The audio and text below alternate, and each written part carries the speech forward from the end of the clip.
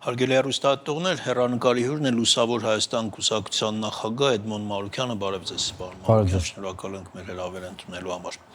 Լուսավոր Հայաստանը մասնակցելու է հունիսի 7-ի ընտրություններին առանձին ձևաչափով։ Սա ի սկզբանե պարզ էր, թե ինչ-որ քննարկումների, ինչ-որ ժամանակի ընթացքում է որոշվել առանձին մասնակցել։ Ի սկզբանե մենք առաջ ենք քաշել մեկ ցուցակով, մեկ ընդդիմադիր ցուցակով, մեկ բևեռով ընտրություններին մասնակցելու օրակարգ եւ ընդդիմադիր բոլոր ուժերին կոչ ենք արել, որ եթե բոլորի օրակարգը մեկն է, որ պետք է իշխանությունը փոխվի, ապա լավագույն տարբերակը մեկ միասնական բևեռով մասնակցությունն է։ Քանի որ այդ օրակարգը չստացվեց, բնականաբար Լուսավոր Հայաստանը իր քաղաքական բովանդակությունը ընտրություններին ներկայացնելու եւ նաեւ խորհրդանում հակակշռի դեր կատարելու համար մենք անպայման մասնակցելու ենք։ Մենք ի սկզբանե էլ ասել ենք, որ նախապատվությունը տալիս ենք մեկ բևեռով մասնակցելու։ Եթե չստացվի, բնականաբար մենք մեր օրակարգը ունենք, մենք մեր օրակարգով մասնակցելու ենք։ Ընդդիմադիր ասելով ում նկատի ունեք, ու նաև ում հետ է փորձ եղել համագործակցության։ Մենք ոչ մեկին, մենք ամեն ինչ արել ենք հրապարակային ենք արել, այսինքն հրապարակային հայտարարությունը ներկայացրել ենք, հրապարակային արձագանքները եղել են, դուք էլ տարբեր ասուլիսներից երևի տեղեկացված կլինեք, որ բոլոր ուժերը իրենց արձագանքները տվել են։ Արձագանքը եղել է հետևյալը, որ իրենք փորձելու են Գյումրիի սցենարով ընտրություններին մասնակցել։ Ինչի վերաբերյալ մենք մեր մոտեցումները ներկայացրել ենք, որ այն նախ հաջողված փորձ չէ, եւ չհաջողված փորձը փորձել կրկնել սխալ է, եւ հետեւաբար նաեւ չի եղել այդ միավորման ընդհանուր օրակարգը, որովհետեւ տեսեք, բոլոր ուժերը ունեն օրակարգ, օրինակ պետք է իշխանությունը փոխվի։ Բայց թե ով պետք է գա իշխանության, բոլոր ուժերը ունեն տարբեր մոտեցումներ դրա վերաբերյալ եւ դրա համար էլ չի ստացվում։ Ինչ առումով հաջողված չէ Գյումրիի այդ սցենարը։ Գյումրիի սցենարը հաջողված չէ, որովհետեւ Գյումրին այս պահին իշխանություն չունի։ Եթե հաջողված փորձ լինի, պետք է Գյումրին հիմա ծաղկեր, իշխանություն ունենար։ Ընդդիմությունը կարողացավ ի վերջո ինչ-որ կերպ հաղթել, այդ մասով հաջողված։ Դե տեսեք, հաղթանակը ինքնանպատակ չի լինում, էլի, այսինքն զուտ ինքնանպատակ հաղթանակը չի կարելի դա անվանել հաջողության պատմություն։ Հաջողության պատմությունն այն է, որ իշխանությունը ձևավորվում է, սկսում են գործել մարմինները, ծաղկում է քաղաքը, ամեն ինչ լավ է, քաղաքի կառավարման մասով գոնե հաջողված չէ։ Այսինքն, եթե դուք ստրատեգիապես չեք կարողանում տեսնել, որ ուր կտանի այդ ձեր process-ը, ուրեմն բան է, էլի, սկզբանե չեք պատկերացրել, թե ինչ հետևանքներ կարող է ունենալ։ Պարզ է։ Կուսակցության ցուցակը գլխավորում եք դուք, հասկանալի է, ուրիշ տեխնացուներ եղել են։ Կուսակցության ցուցակը գլխավորելու, հա։ Ինչ-որ քննարկումներ բան, թե դա միանշանակ անքննարկելի անբեկանելի։ Չենք ունեցել ուրիշ քննարկումներ, ինչու, որովհետև մենք վարչապետի տեխնացու չենք առաջադրում։ Եթե վարչապետի տեխնացու առաջադրելու լինեինք, մենք կարող էինք նման քննարկումներ ունենալ։ Մենք չենք մտնում այդ անիմաստ վարչապետական գզվռտոցի մեջ, հասկանալով նաև, որ երբ որ որևէ ուժ, որը որ չի կարող ձևավորել 50 գումարած 1 քվե, ստանալ 54 մանդատ կամ լավ, եւ ասում է, որ մենք ունենք մեր վարչապետի տեխնացուն, հա, դա լուրջ չի ընկալվում։ Մենք ունենք հանրապետության նախագահի տեխնացու, իսկ ինչ վերաբերում է վարչապետի տեխնացությանը, ապա խորհրդան անցած ուժերը բնականաբար որևէ ուժ չի ունենա տոտալ մեծամասնություն, հա 54%, 51, չգիտեմ, 2/3, հա, շատ դեպքերում։ Օրինակ Նիկոլ Փաշինյանն ասում է, մեզ 2/3 է պետք։ Ես կարծում եմ որևէ ուժ չի ունենալու։ Եվ այդ process-ը պարլամենտում է տեղի ունենալու, այսինքն վարչապետը ով կընտրվի, ով չի ընտրվի։ Մենք այդ հակապետական հայտարարություններ չենք անելու, էլի որ կամ ես կլինեմ վարչապետ կամ Հայաստանը վարչապետ չի ունենալու։ Մենք ասում ենք հետեւյալը, պետք է հայկական պետականությունը պաշտպանել, մեր հայկական բովանդակությունը պետության պաշտպանել, իսկ վարչապետը գործադիր իշխանության ղեկավարն է, ինչ որ մեկին կընտրենք աշխատի գործադիր իշխանության ղեկավար։ Կարևորը հակակշիռ պարլամենտ լինի, կարևորը հակակշիռ նախագահ ինստիտուտ լինի, կարևորը դատական իշխանություն լինի, քաղաքասարակություն լինի, թե չէ այս պայմաններում վարչապետ ինչ որ ովտեղից վերակենում ասում ես վարչապետի տեխնացու։ Դուք Առհասարակ այս ընտրապայքարը համարում եք գզվրտոց, թե գզվրտոց է միայն վարչապետների տեխնացուների մասով։ Ցանկացած ընտրապայքար բնականաբար կարող ենք անվանել գզվրտոց, եթե չկա գաղափարական մոտեցումների պայքար։ Բայց ես կարծում եմ հիմա ավելի շատ այդ վարչապետական գզվրտոցա, ոչ թե ընտրապայքարի գզվրտոց։ Հիմա եթե տեսականորեն ստացվի այնպես, որ Լուսավոր Հայաստանը անցողիկ շեմ հաղթահարում է եւ հայտնվում է խորհրդարանում եւ այստեղ հավանաբար, գոնե վարչապետների, տեխնացուների մասով այդ գզվրտոցի մեջ մտնելու անհրաժեշտությունը կարծես թե կլինի, այդ դեպքում դուք պատրաստ կլինեք այդ պահին մտնել գզվրտոցի մեջ, կարճ ասած կազմել ինչ-որ քաղաքական ուժի այդ կոալիցիա, եթե դրա անհրաժեշտություն։ Մեր ժողովրդի ամենասիրած հեքիաթներից մեկը, գիտեք, Կիկոսի մահն է, որ Կիկոսը դեռ չի ծնվել, բայց գնացել է ջուր բերելու եւ ընկել է մահացել։ Մի հատ պետք է այդ ուժերը հասնեն խորհրդարան, նոր քննարկեն, էլի, իրանց վարչապետի տեխնացուն կարող է ընտրվել, թե ոչ։ Մեր պարագայում հետեւյալն է, եթե մենք խորհրդանում ենք, որ ես կասկած չունեմ, որ կլինենք, մենք էլ ենք իրավունք ունենալու վարչապետի տեխնացու առաջադրելու։ Այսինքն ցանկացած ֆրակցիա ԱԺ սահմանադրական օրենքի համաձայն իրավունք ունի վարչապետի տեխնացու առաջադրելու։ Ով կընտրվի վարչապետ, պարլամենտում կերևա։ Հիմա ես չեմ ուզում այդ քննարկման մեջ մտնել։ Մտածել եք, չէ՞, մենք սրան կմիանանք, սրան չենք միանա։ Բան դուժը չգիտի ինքը անցնելու, թե չէ, ասում մենք սրան կմիանանք, նրանց չենք միանա, նրանց կմիանանք։ Մենք բնականաբար կլինենք պարլամենտում, կքննարկենք։ Մենք իմիջ ես օրինակ անկեղծ ձեզ ասեմ, չգիտեմ, ինչ ուժեր են անցնելու պարլամենտ։ Բայց դուք պատկերացնում եք համագործակցությունն ու ցանկացած ուժի հետ, թեկուզ իշխանական, թեկուզ Նիկոլ Փաշինյանը, որովհետև ժամանակին այդ շռնդալից, մուտքը քաղաքականություն, կարծես թե միասին եք սկսել, ես հիշում եմ դուք երկդաշինքի ղեկավարն եք, չէ, իշխողությունը։ Ես պատգամավոր եմ ընտրվել Վանաձորից։ Բայց չէ, երկդաշինքի քաղաքականություն մտել եմ Վանաձորով։ Ես ավելի լայն քաղաքականություն եմ նկատի ունեմ, Վանաձորից դուրս արդեն հանրապետական մասշտաբով։ Մի անգամից պատասխանեմ, մենք ասել ենք, որ Նիկոլ Փաշինյան անուն ազգանունով վարչապետ մենք չպետք է ունենանք։ Ցանկացած համագործակցություն կարող է տեղի ունենալ, եթե չունենք Նիկոլ Փաշինյան անուն ազգանունով վարչապետ,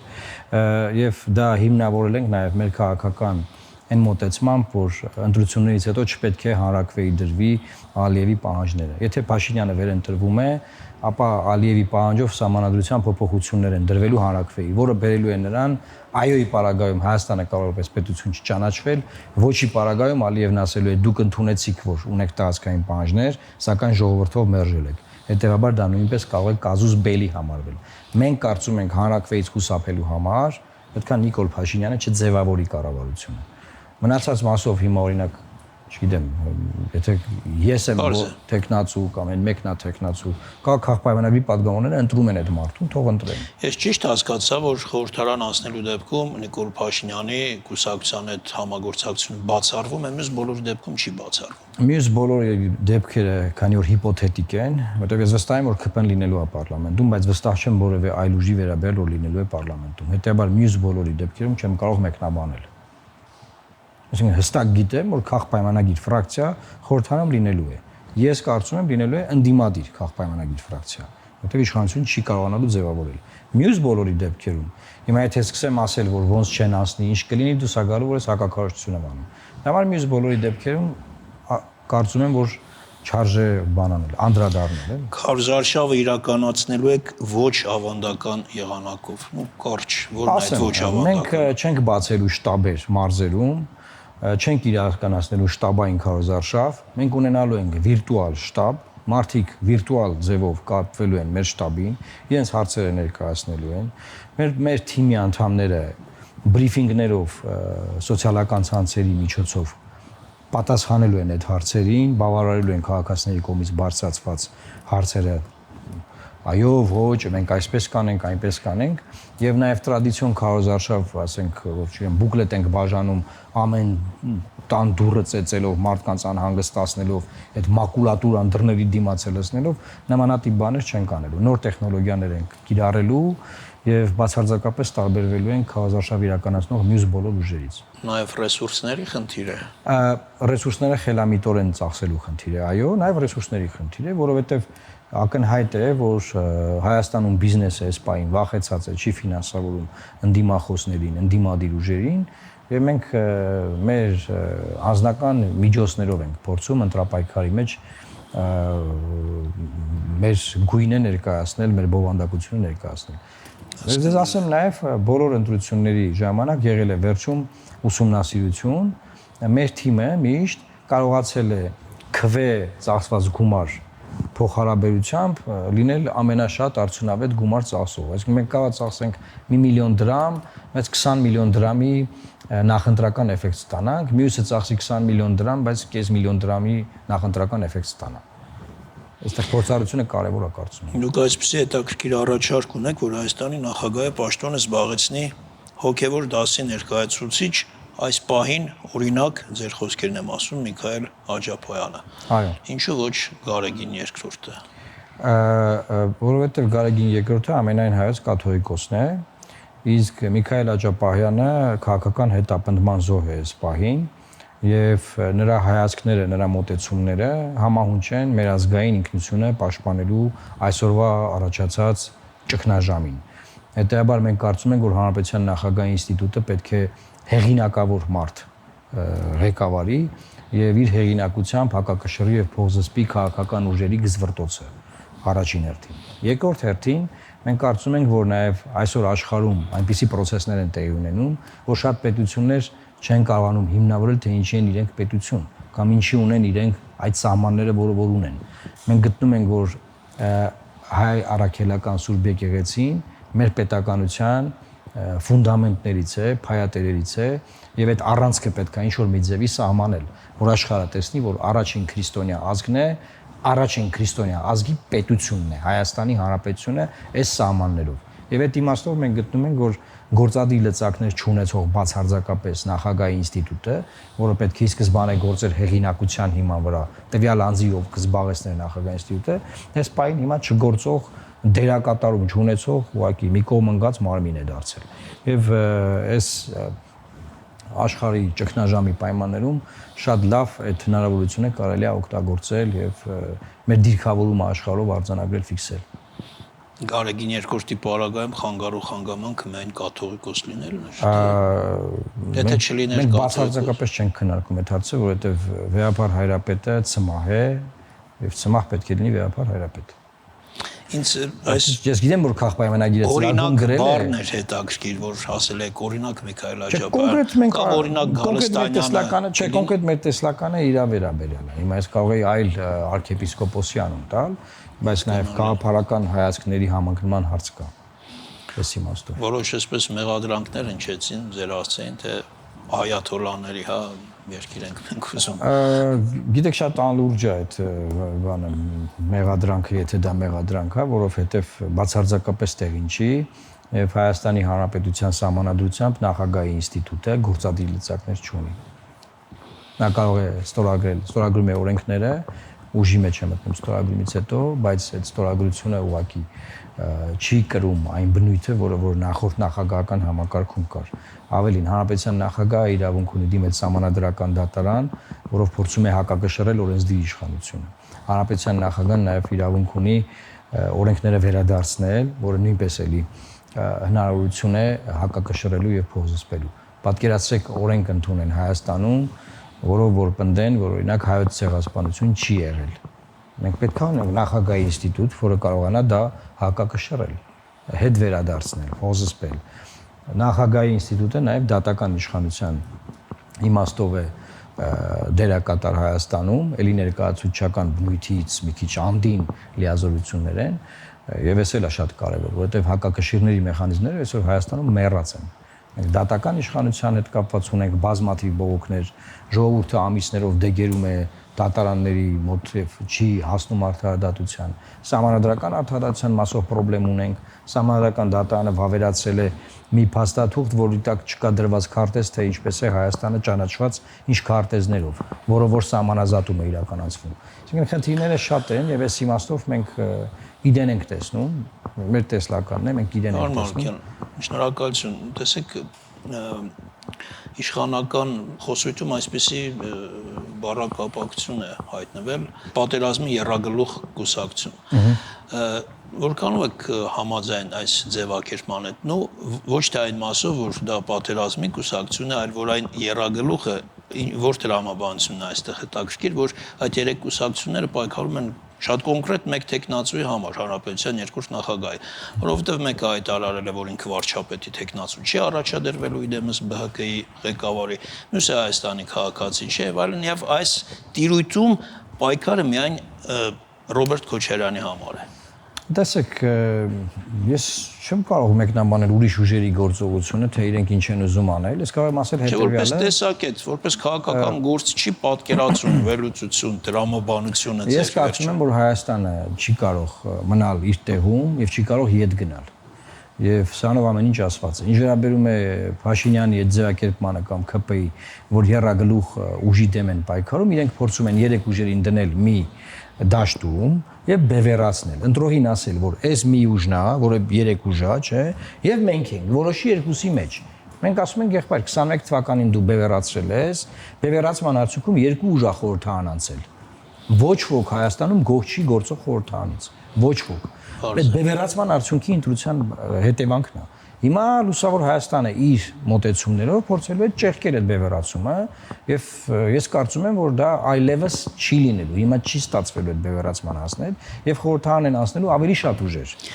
18 թվականին ձևավորված խորհրդարանում լուսավոր Հայաստանը երրորդ քաղաքական ուժն էր այն ժամանակվա ընտրություններով մոտ 80,000 ձայնով, որը մոտավորապես 6.4%, 21 թվականին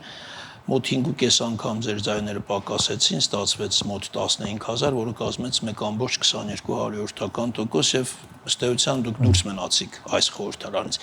Հիմա ինչ հաշվարկներով, ինչ հավակնություններով եք գնում այս ընտրություններին։ Ասեմ, 21 թվականին 27 ուժ է մասնակցել ընտրություններին, 2 ուժ է անցել, Նիկոլ Փաշինյանի եւ Ռոբերտ Քոչարյանի գլխավորած ուժերը։ Երրորդ ուժը, որը հիմա էլ կարող է 27-28 ավելի շատ մասնակցել։ Գլխավորած ուժներ, այդ ուժը բարիերի տակ է մտել։ Հիմա դրա համար հայամատել լուսավոր Հայաստան բոլոր ուժերը ԲՀԿ-ն էլ է դուզ մնացել։ Մեզ կարող եմ ասել հետեւյալը. սա 26 թվականն է, 21 թվականը չէ, եւ այդ բևեռացումը չի ստացվելու։ Հետ պատերազմյան բևեռացման վտանգը հիմա անցած է։ Հիմա կա հնարավորություն ընտրական բարիերը շատ հանգիստ հաղթահարելու, որը մենք անելու ենք։ Մենք հիմա ընտրությունների մասին չհայտարարած ունենք այնքան ռեյտինգ, որ միայն հայտարարելով, որ մենք դիրքավորվում ենք, մեր 4%-ը լրացվում է։ Այստեղ խնդիրը 4%-ի մեջ չի, խնդիրը հետեւյալի մեջ է, թե այլ ինչ ուժեր են անցնելու։ Ինչու եմ սա ասում, որովհետեւ մենք չենք ուզում այդ Գյումրիի օրինակով կառավարություն չունենա Հայաստանը կամ մեր պետությունը ունի ցնցումների մեջ։ Պետք է adekvat, հանգիստ, նորմալ պարլամենտ ձևավորել, որի կողմնակիցն ենք մենք։ Մենք ուզում ենք մեր ժողովուրդը հստակ հասկանա, որ այս ընտրությունը падգամավորների ընտրությունն է։ Ժողովուրդը ընտրում է падգամավորներ, ովքեր ապագա իշխանությունը ձևավորելու են։ Ինչպիսի падգամավորներ որ դուք ընտրեք, չեմ, ամփորձ, կիսագրագետ, խեղկատակ, չգիտեմ, տարբեր քերական գործերով դատվող, հա, այդ ձևի խորհրդարան ու այդ ձևի պարլամենտ, այդ ձևի կառավարություն ունենալու եք։ Դա համար ես կարծում եմ, որ մարդիկ ձևավորելու են այնպիսի խորհրդարան, որ այս քաոսից դուրս գանք մեզ։ Մարդկանց նորմալ հանգիստ կյանք է պետք։ Եվ վերջում ձեր ցուցակն էլ կա, չէ, 30 տեղերի համար առաջին 30-ը։ Շնորհակալություն, պարոն Մանուկյան, այսքանը։ Հաջողություններ ձեզ, ընտրապայքարում նաև։ Մեր թողարկումը ավարտվեց, հարգելի հեռուստատիտողներ, մեր հյուրն էր Լուսավոր Հայաստան կուսակցության նախագահ Էդմոն Մանուկյանը։